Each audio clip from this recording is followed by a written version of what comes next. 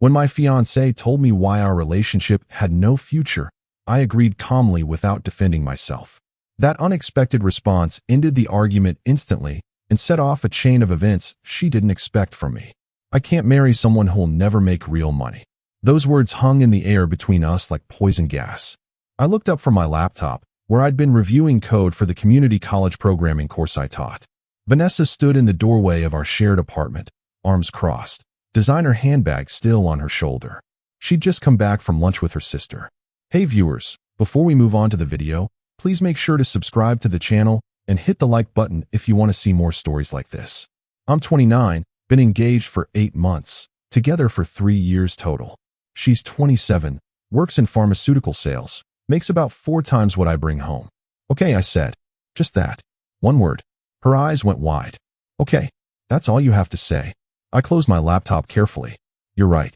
I teach at a community college. I do freelance web development on the side. Combined, I make about $50,000 a year. That's not going to change dramatically. She blinked rapidly. I didn't mean. You meant it, I said, keeping my voice level. And that's fine.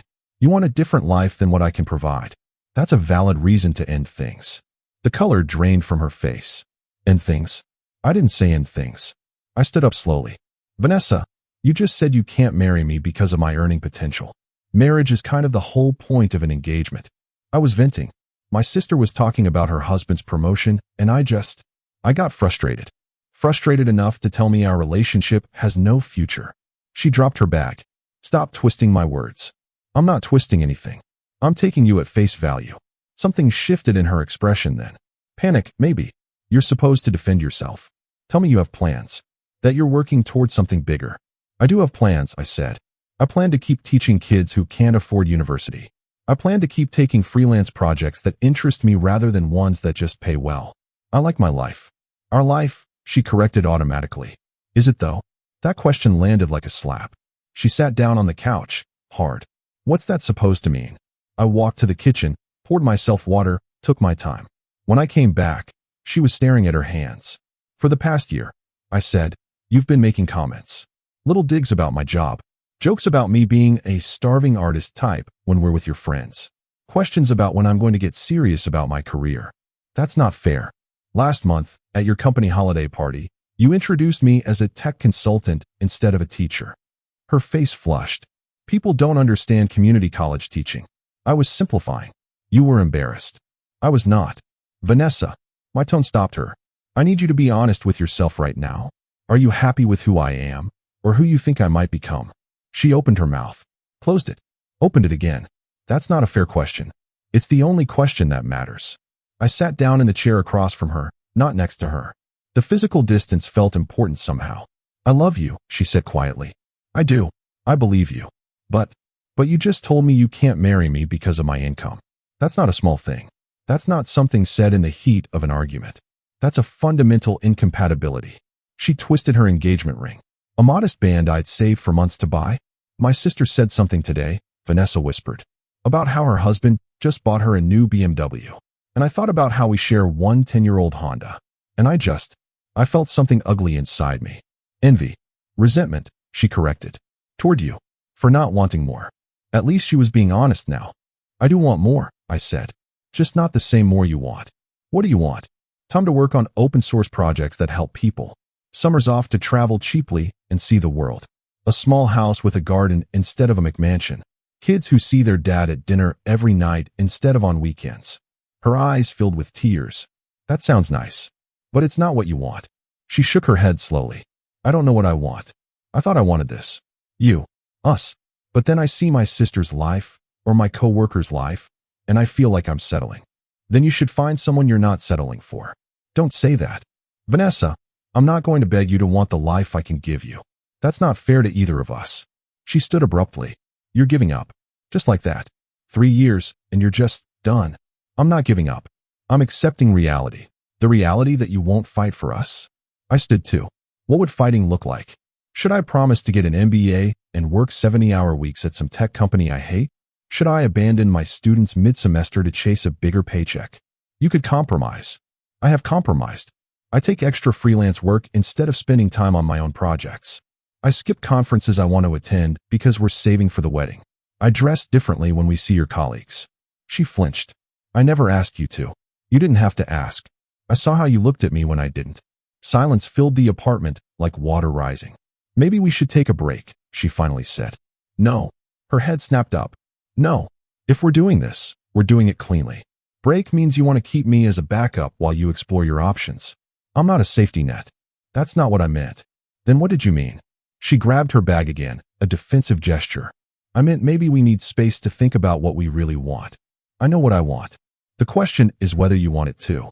Stop making this so black and white. It is black and white, I said. Either you can see a future with me as I am, or you can't. She walked to the bedroom, came back with an overnight bag. She must have packed it before she even confronted me. That realization hit like ice water. You planned this, I said. I planned to have a conversation. With your bags packed. She wouldn't meet my eyes. I'm going to stay with my sister for a few days. Take the ring. Her hand flew to it protectively. What? If you're leaving, take the ring. I don't want you coming back tomorrow or next week out of guilt or fear or comfort. Make a real choice. You're being cruel. I'm being clear. She slipped the ring off slowly, like it hurt. Set it on the coffee table between us. I do love you, she said again. I know. But love isn't always enough. She picked up her bag, walked to the door, stopped with her hand on the knob. You're really not going to ask me to stay? Would you? If I asked. The pause told me everything. I don't know, she finally whispered. Then there's your answer. The door closed softly behind her. I stood there for a long time, staring at the ring on the table. Then I picked up my phone and texted my department head. Asked if that full-time position opening next semester was still available.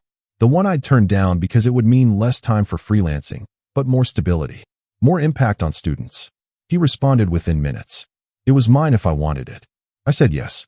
Then I opened my laptop and started composing an email to the nonprofit I'd been volunteering with.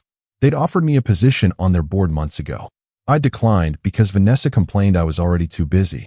I told them I was interested after all. By the time I went to bed that night, I'd made 3 decisions about my life. All of them for me. None of them trying to be enough for someone who'd already decided I wasn't. The next morning, I boxed up her things. Not cruelly, not hastily. I folded everything carefully, packed her toiletries, her books, the framed photos of us. Left the boxes by the door. Changed the Netflix password. That felt petty, but also necessary. Small severances. She texted me around noon. Can we talk? Anytime, I replied. Tonight? After work? Sure. She arrived at 6:30, saw the boxes, and stopped. You packed my stuff? Seemed like the next logical step. She set her purse down. I've been thinking. Okay. You're right. About all of it. I waited. I have been embarrassed. I have been resentful. And that's not fair to you. No, it's not. But I want to work on it. On us. I shook my head. Vanessa, you can't work on fundamental incompatibility. We're not incompatible. We just want different things right now. Right now? Or always? She bit her lip. I talked to my sister. She said every relationship has rough patches. That I'm being impulsive.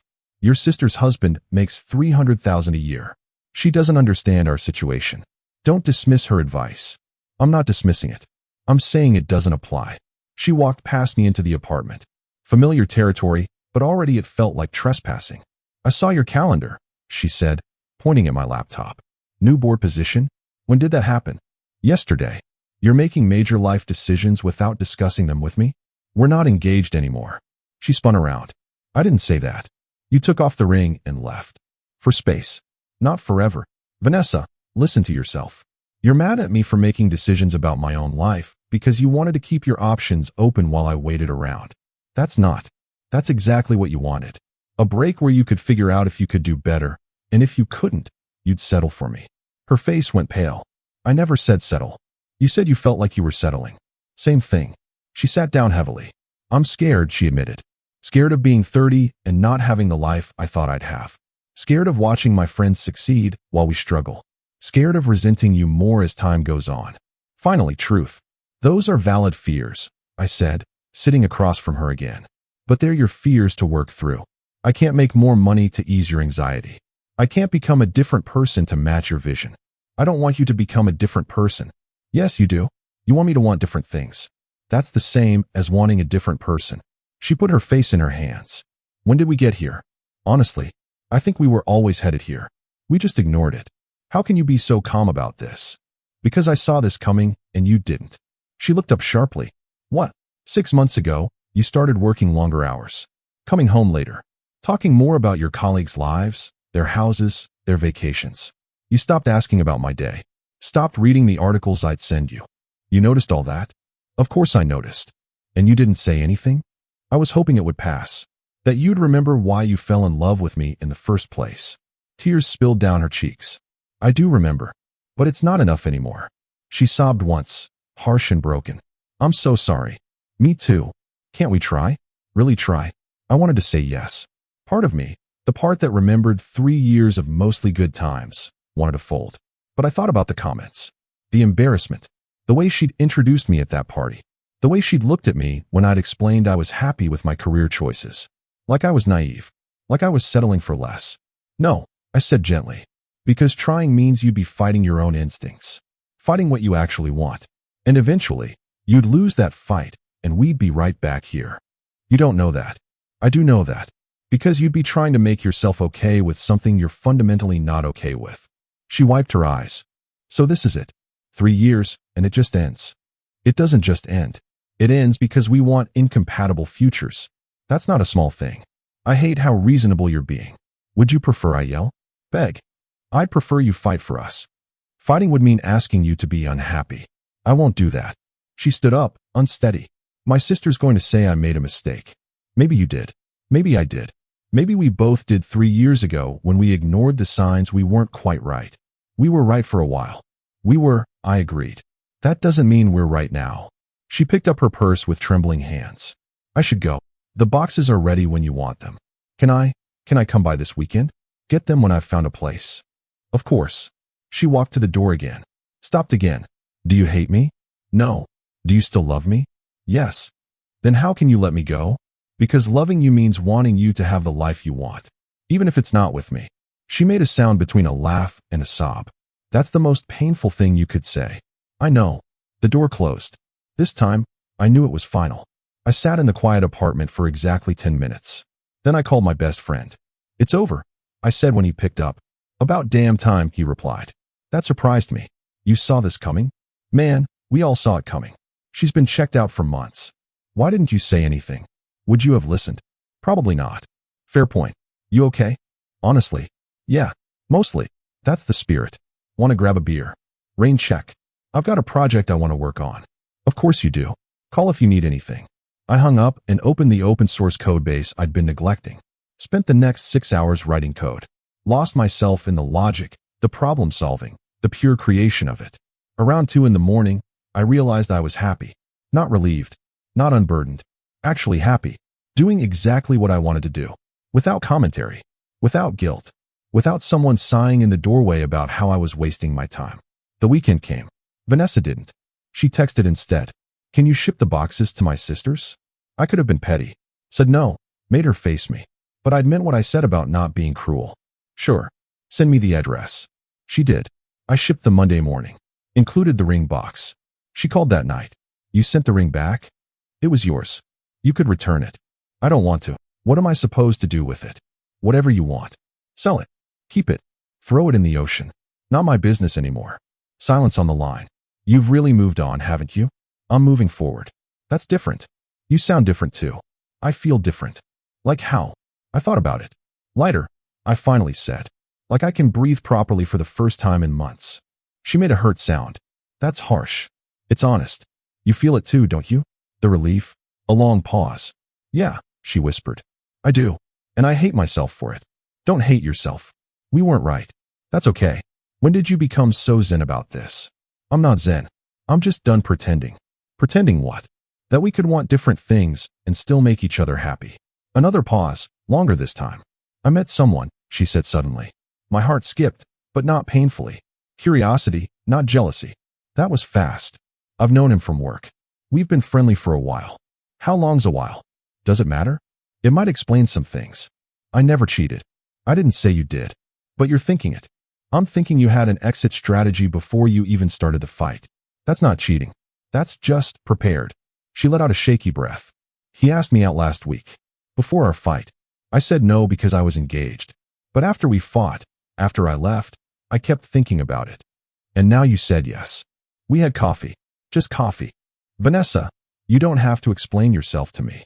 Yes, I do. You were good to me. Better than I deserved. You deserved someone who wanted what you wanted. I wasn't that person. He has an MBA. Works in tech. Makes really good money. Then I hope it works out. You mean that? I do. I don't know whether to be grateful or insulted that you don't care. I care. I just care more about both of us being happy than about being together. You're either the most mature person I've ever met or you never really loved me. I loved you enough to let you go. That's its own kind of love. She started crying. I'm sorry. For all of it. For wasting your time. You didn't waste my time. We had good years. They meant something. They did. Of course they did. They taught me what I actually want. What I won't compromise on. That's valuable. What won't you compromise on? Being accepted exactly as I am. Not as potential. Not as someday. As right now. She sobbed quietly into the phone. I wish I could have been that for you. I wish you could have too. Goodbye, she whispered. Goodbye, Vanessa. The line went dead. I set the phone down. Felt the finality of it settle over me like snow. Then I opened my email and saw a message from one of my students. Subject line: Thank you. The email was 3 paragraphs about how my class had inspired him to pursue programming. How he'd just gotten accepted to a university transfer program. How I'd changed his life trajectory. I read it twice. Saved it in a folder I kept for days when I doubted myself. This was why I taught. Not for money. Not for prestige. For this. I composed a reply congratulating him, offering to write a recommendation letter if he needed one. Hit send. Checked my open source project commits. Someone had contributed a patch to code I'd written. Left a comment thanking me for making the library accessible to beginners. Small impacts. Quiet victories. The kind that didn't come with bonuses or BMWs. But they came with sleep at night. With pride in my work. With purpose. 3 months passed. I settled into my new full-time position. Joined the nonprofit board. Started working on initiatives for underprivileged kids to access coding education. Traveled to Denver for a conference I'd always wanted to attend. Met interesting people. Had interesting conversations. Came home to an apartment that felt like mine again. One evening, my phone buzzed. Vanessa's sister. That was unexpected. Hello. Don't hang up, she said immediately. Wasn't planning to. Vanessa told me what happened. All of it. Okay. I owe you an apology. That caught me off guard. For what? For being in her ear about money and success and keeping up appearances. I pushed her toward that mindset. You didn't force her to want those things. No, but I validated them. Made her feel like wanting financial security made her shallow. Wanting financial security isn't shallow. But wanting it more than love is. I didn't respond to that. She's miserable, her sister continued. This guy she's seeing, he's exactly what she said she wanted. Rich, ambitious, successful. And she's absolutely miserable. That's not my problem to solve. I know. I'm not asking you to take her back. Then why are you calling? To tell you that you were right. About everything. And to tell you I'm sorry for not seeing it sooner. I appreciate that. She asks about you. She should stop. I tell her the same thing. A pause. How are you doing? She asked, softer now. Better than I expected. Good. You deserve that. So does she. Eventually she'll find someone who wants what she wants. Maybe. Or maybe she'll figure out what she actually wants instead of what she thinks she should want. That's a journey she has to take alone. You really are over it, aren't you? I'm at peace with it. That's not the same thing. No, I agreed. But it's enough. We said goodbye. I went back to grading papers.